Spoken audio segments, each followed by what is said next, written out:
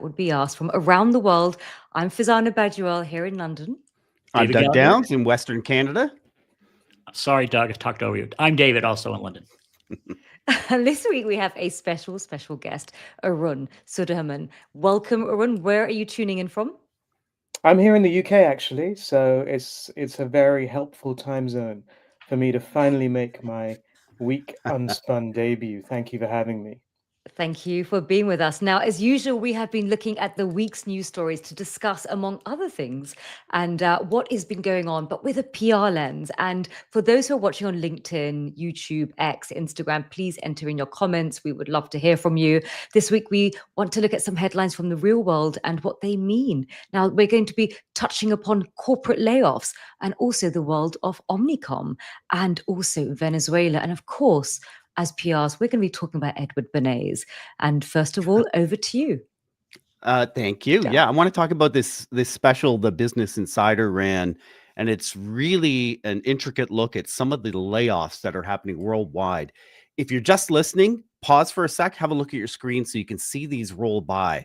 Business Insider ran this feature this week looking at the major companies across tech, retail, finance, energy, transportation, consumer goods. So this is not just a tech thing, and no, it's not a tariffs thing, saying hundreds of thousands of employees earlier this year got notified about layoffs, or we know these layoffs are coming in 2026. And the main causes in each case that were listed are AI, reshaping workflows, automation, reducing the need for certain roles, the need to become, leaner, faster, that's ongoing, restructurings meant to prepare for an AI-driven environment. So, and according to the World Economic Forum, 41% of companies expect to shrink their workforces over the next 5 years because of AI.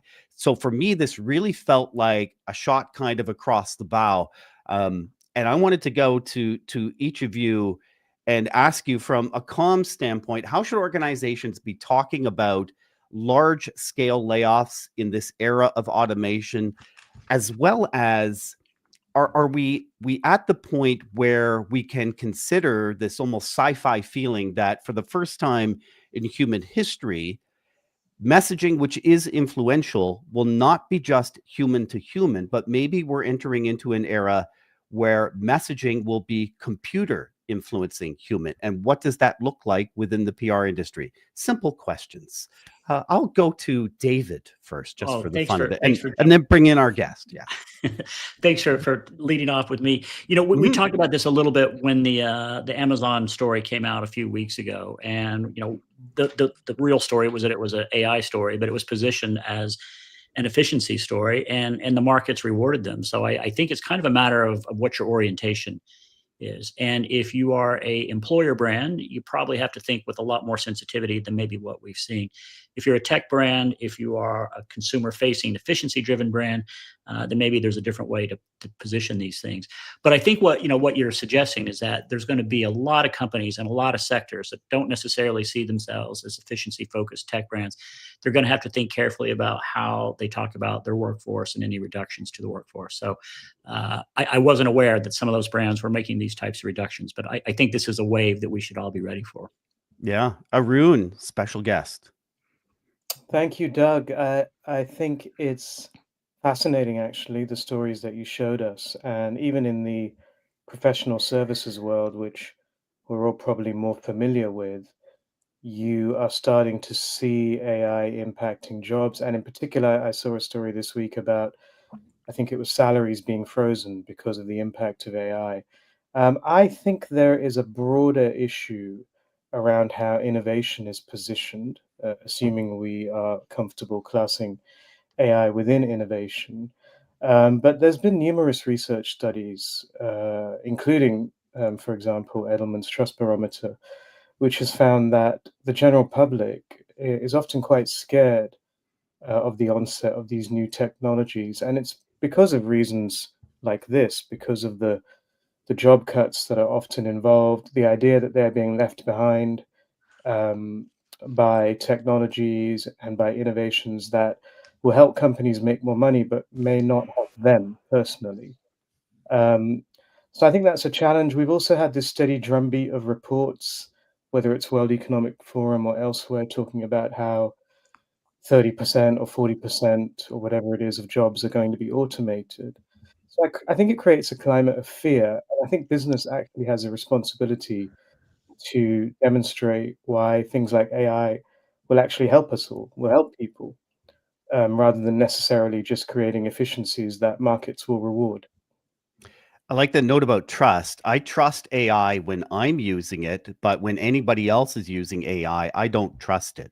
It's a little bit like speeding on the highway or the freeway. It's okay if I'm doing it because I'm a superior driver, but other people, they need to stay within the speed limit. Farzana, your thoughts on the story? I guess if you look at it from a corporate comms lens, you've got a number of different stakeholders. So if you're listed on the stock exchange, your stakeholder in terms of shareholder is probably responding quite positively. If you are thinking about your talent stakeholder, that is quite problematic because, as we all know, the research shows that talent does not thrive and operate well if there is no psychological safety.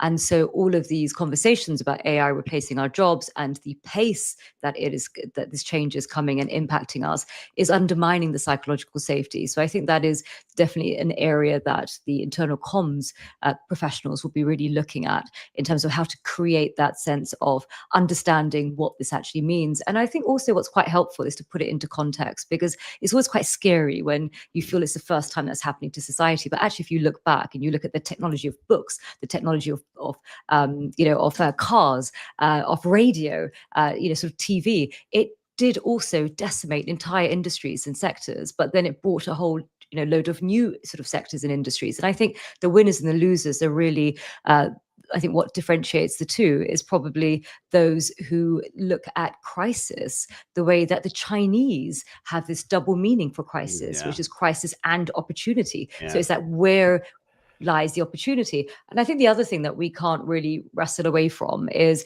the importance for the internal comms and the HR departments to really bring in this lifelong learning, that actually we are going to go through a lot of change. And those who lose their jobs or are predicted to lose their jobs in the next 12 to 18 months, they really need to start having that vocational training now and communicating that to them so that when the tide comes out, they're not sort of left standing. So I think big job for internal comms professionals in getting the workplace ready for these changes and to ensure that that psychological safety is still robust enough for the remaining talent in their jobs to actually maintain sort of momentum.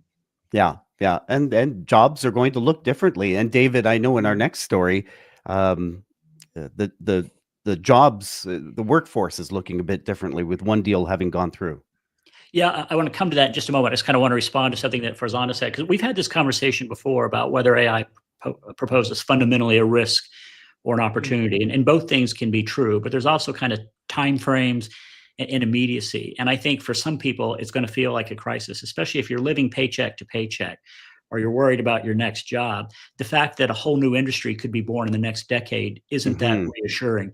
And I think this could give way to a backlash. In fact, if I were going to make a prediction for 2026, I think we will see some sort of organic and then organized types of backlashes to this. How that gets expressed or where, I don't know, but that should be on almost any board's planning dashboard for next year. And I think there will be some organized negative reactions politically or otherwise. Well, it's interesting you say that, David, because actually people do have a very negative reaction when they read ChatGPT generated content, say on LinkedIn. And they see, and it's really like a red rag to a bull. And people don't really sort of think about it in terms of critical thinking, saying, is it actually well written and is it clear and does it do its job in terms of communicating? As soon as they see the M dash, that is the signature, the fingerprints of AI, and that elicits a very negative reaction generally, which I think is actually quite interesting and probably I think lends itself to what you're saying, David. And again, if you look at history, every time you brought in these new technologies, you did have that sort of that pushback. But whether that pushback succeeded, I don't think history has showed that that you can ever stop the march of progress. I think you're right. We could probably do a whole show on that. I just heard, I think it was on a podcast last week, someone said that anytime there's a fundamental shift to the communications architecture, it leads to revolutionary times. And sometimes there are unintended consequences to this. So it's kind of easy for us to look back and say the invention of the printing press spurred on a literate era, but it also it killed monarchies in most places. It ushered in an age of Protestant Reformation and ushered in kind of modern democracy. And that you might not say was a direct link, but it was definitely sort of a correlated set of things. I don't think we know what we're up against on the other side of these technological changes to the communications architecture. But moving on, and maybe there's a link here because I think it kind of popped up in my LinkedIn feed. Omnicom completed its long anticipated acquisition of IPG. I've seen this as a layoff story. That's what most of my LinkedIn feed seems to suggest. I guess there is a suggestion there might be an additional 4,000 layoffs in the combined group before the end of the year, holiday season for a lot of people. That's invited criticisms of the holding company model. A lot of questions about the brands, both at the advertising level and the PR level, what will survive, what should survive. And this is something that Arun and I have been discussing in different contexts for probably decades now. In a different life, Arun was asking me difficult probing questions about decisions that I was part of, or at least trying to help realize when I was part of one of the companies mentioned. And so I just got to ask Arun, what's your take? What are you hearing from the world on this, and what do you think we can expect next? And it's perfectly fair for you to throw that question right back at me, but since I'm talking, I'll ask you first. It's very interesting, David, that you were so involved with Omnicom PR group brands at one point. So I think you probably have more insight than maybe you're letting on.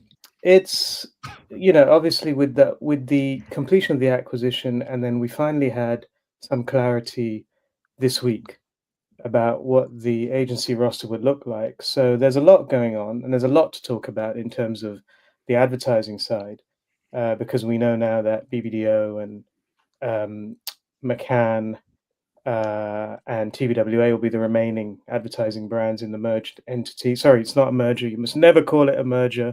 It's a takeover of Interpublic by Omnicom. So that's useful to know. But if we're talking about the PR side, we're not really any the wiser so far, which is, I think, a little bit surprising for many people. We were expecting, including, I think, perhaps people within the bigger Omnicom group. I think everyone was expecting perhaps a little more clarity now. And it's tough, I think, that there's, layoffs have been announced, but there's not much clarity about where they will take place and how and who. There isn't really, I think, a huge amount, from what I understand, of internal communication. I know there was a town hall at Omnicom's PR firms this week, which I think is really good because I don't think that's happened at some of the other disciplines. We've seen that Omnicom leaders have largely taken on senior positions or the top positions at the new group. But in terms of what this means, I think that's also been lacking a little bit too. Beyond the integration of Flywheel and Axiom, which are the data assets, that seems like quite a forward-thinking move, which has some kind of strategic rationale to it. Yeah. Beyond that, there hasn't really been, I feel, much attention paid to why this why this takeover makes sense, and what solution it will provide. Yeah. Well, I guess what I've heard officially, this is a data play, it's a tech play, and it puts the combined organization in a more competitive place, maybe a better bargaining space for, their real competition, which is going to be the big tech platforms. It makes them maybe attractive from a share point of view, but it hasn't made, in my mind, a compelling argument for clients yet. Nor has it made a compelling argument for talent. And back to our first story, I feel like that's kind of been by design. I mean, maybe the new entity is looking to position itself more as a tech-driven business than a talent-driven business. I'm sure I'll get a lot of criticism in my social media for saying that. I asked somebody at one of the PR companies, "What's the vibe?" I just asked this today. "What's the vibe right now?" And she said, "Well, we're in the hands of old American men. That's our fate." And I thought that was somewhat true, but honestly, that's probably always been true if you work for an Omnicom. It's probably never been more true, I It's think, never been. than at Omnicom today, unfortunately. I Well, mean, what there's a lot of angles to this. I think the lack of information around the PR side. I think John Wren gave an interview last week where he said he was very happy with his PR assets and there would be less disruption there, which is certainly, doesn't sound too negative, but also doesn't sound like there's a lot of attention being paid necessarily yeah. to that part of the ledger. And I think we're used to this now, that when anything happens in the holding group world, the implications for the PR firms are sometimes an afterthought. Yeah. So I don't think that's especially surprising. But it's in a way the ultimate triumph of the accountants. I think it's really financial decisions made to benefit a financial vehicle. The benefits for staff and clients have not been, I think, been clearly argued at Yeah. all, and I'm not sure they will be, and I'm not sure we should necessarily expect them to be. Yeah. And then finally, the question I probably have that I think kind of lingers around this whole deal is, we seem to be moving into an era now where scale has never been less important in a way. Certainly for the public relations world. I'm not talking about advertising or technology or data. And I guess the question remains: if you're getting bigger at this time, what benefits specifically does it bring? Yeah. Well, I guess I want to make a point, because I've tried to make this individually. People, I know there are humans who are worried about their jobs, who have already lost their jobs. So I don't want to make light of that. And I guess my message for anybody who finds themselves in that position or is worried about it, there is life outside of the Omnicom universe, and several of us have tried to demonstrate that. So I do want people to realize there is a different career path forward. And for those who are within, I think you'll probably have a pretty good career. I think Omnicom agencies do take care of their clients and will make investments where they should. I don't know what this says about Omnicom's commitment to PR, so we just have to take John Wren's word for it. Second point I want to make is these moves have a bigger impact on the rest of the industry than I think people who are not in these moves appreciate, because the big entities are the ones that end up acquiring or not acquiring startups. They set the rates for big enterprise level clients, and they shine a light on the markets that they think are important, and then by exclusion those that maybe aren't as important. So I do think it's the kind of thing that we need to follow, even if we're not in this business. I guess one question for you, and you and I have sparred on this, I think, before, but that's the importance of brands. And so, what, in your view, is the real value? What brand should fight to survive, and why? And if you don't want to name the brands, that's fine. But how valuable is a PR brand in this? I think they should all fight to survive. I think brands are valuable, and even if they are combined together, the new brand is valuable. Yep. And I don't think anyone really wants to work for specifically a company or a vehicle that's kind of purely optimized for financial reporting. Yep. So I really do think brands are valuable, but the problem is, if you're looking at it from a holding company perspective, you can really, I think, quite easily see why some brands will be less valuable than others, especially when they're PR brands that are perhaps not quite as big as the advertising or data or media brands that are in your stable. Public relations, I'm just not convinced necessarily of the value of scale anymore. I feel like we are entering this kind of era where almost PR proceeds via more according to hand-to-hand combat, perhaps, rather than the kind of air wars we've seen from the past. And I think in that environment, small brands are actually really valuable. And what we're seeing in the market broadly is that small and mid-sized players, and particularly those that are maybe focused on one market or 2 or 3 sectors, are outperforming the market. We're certainly not seeing that in terms of the big networks. Well, we So can go on and on. Or, yeah, we've had this discussion before. I think it's hard to stand for scale without that being directly translated into efficiency, which has all the knock-on effects that we've been talking about, whether it's for headcount, whether it's for salaries, whether it's for investment. You become sort of it's a regression to the mean or a lowest common denominator play if you're trying to bank on scale. So I do think there's an opportunity for brands to stand for something, whether they're part of Omnicom or not, but something of real value. And maybe that's if there's an opportunity for any type of agency or firm to stand out, is to make sure their brands stand for something. I like Arun seems to be saying agility is the new black. That's the feeling that I get from it. We have a couple of comments from Batman, I think, related to the layoffs there. Yeah, Farzana. let me bring it in. So we have Bruce Wayne, I'm taking as Batman. This is the bat okay. line. That, Is yeah. it? Yeah.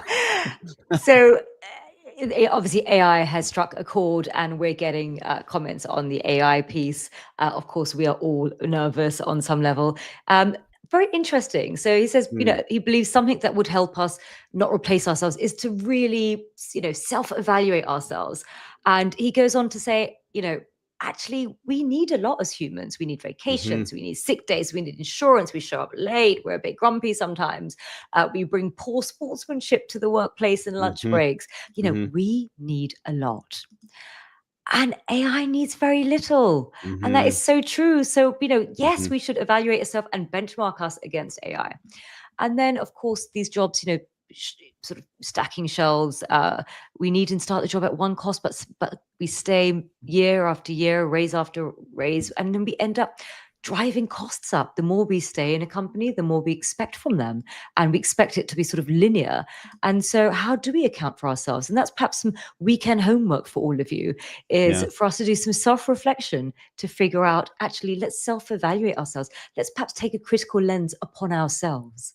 No, I would rather evaluate others. I don't want to Or evaluate. even better, get ChatGPT to actually self-evaluate. And you know what you could do? You could say to ChatGPT, do not give me your psychophantic response. Give me your raw opinion on my strengths, weaknesses, and what aspects of my life is going to be replaced by AI, and how can I make myself more competitive, and where are my risk areas? And remember to turn off ChatGPT's sort of psychophantic nature off. And then, trust me, have a stiff drink and then read the answer. That's a great idea, Farzana. Let's all do that. Yeah, sounds like a fun weekend ahead. Reality check, anyone? Okay, now that leads me to my story. And I don't know an awful lot about South America, because unlike in North America, it's very dominant. You have and it's because I think two reasons. One is geographical proximity. US and Canada are on the doorstep of Latin America, and also the large diasporas that you have. And here in the UK, we just don't have that level of sort of diaspora. We don't have the geographical proximity. So Latin America is, it's very, it's a different world. But what's popped up is our producer, Solomon, earlier this week said to me, you should run the story on US Venezuela. And of course, we were saying, yeah, but actually, I don't know much about it and what's happening. And, and obviously, there's some sort of beef between the White House and this Latin American country, Venezuela. Here's Maduro. And I was trying to think, well, what's the PR lens on this? We can't just bring you stories without a PR lens. And of course, there is a PR lens. And now, if we look at the current story running, the US-Venezuela relations in 2025, it's a classic case of strategic framing and agenda setting. And, you're hearing allegations coming out about drugs and terrorism and democracy. And you're also hearing about the bogeyman, China, and also the bogeyman Russia, the othering of these other, big powers, these regional powers. And it's very much in the tradition of Edward Bernays' work with United Fruit. Now, for those who are interested in this, in the sort of slightly shady origins of PR, I would advocate that you watch a documentary on the BBC, and it's called The Century of the Self. It's actually available for free on YouTube. So if you Google BBC Century of the Self, it will come up, and it is, I think it's about 3 to 4 hours. Do have a look at it, and it unpacks actually what happened. And what's quite fascinating is what happened is that the US's relationship, or the White House relationship with Latin America, there is a playbook in place. And in the early 1950s, United Fruit hired Edward Bernays, who was the nephew of Sigmund Freud, to rehabilitate its image and undermine Guatemala's elected government when land reforms threatened its holdings. So what did Bernays do? He orchestrated a campaign, and he basically changed it from what it actually was, a commercial dispute between a corporate power and an elected government.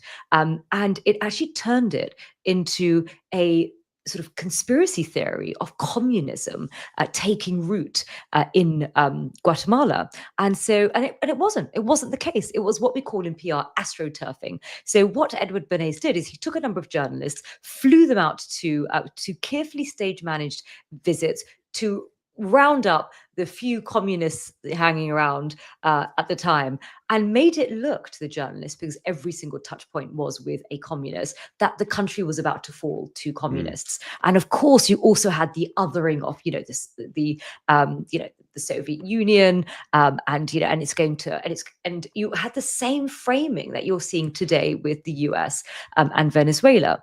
And it resulted in actually normalizing and giving legitimacy to a CIA-backed coup, and as a defensive act, with United Fruit positioned as a responsible actor as opposed to a commercial spat. And so there lies in the parallels between Venezuela and Guatemala. And what has happened since the 1950s to now is actually you now have a fragmented media landscape. You have actually the ability for Venezuela to communicate back and set its sort of positioning, but you also have the ability for micro targeting. So what the US has also started to do is really link that spat with Venezuela in terms of what is a clear priority for the US at the moment, and that is illegal immigration, sort of rounding up the immigrants from Venezuela. And so you're seeing the similar playbook play out in real time. And I wanted to throw that, first of all, to our North Americans in the room. I will give it over to David first. All right, explain yourself. I'll try to do this in 45 seconds. I think the parallels are that United Fruit was interested in protecting big plantations, and that the whole labor system depended on basically slave-run plantations. And I think that was the thing they were after. They said the threat was communism. I think in this case, what the Trump administration is actually after is oil, and I think they say the threat is drug cartels. I think the big difference is that Bernays could take some journalists to Venezuela, to Latin America, isolate the kind of stories they would have access to, and then that became the reality for American audiences.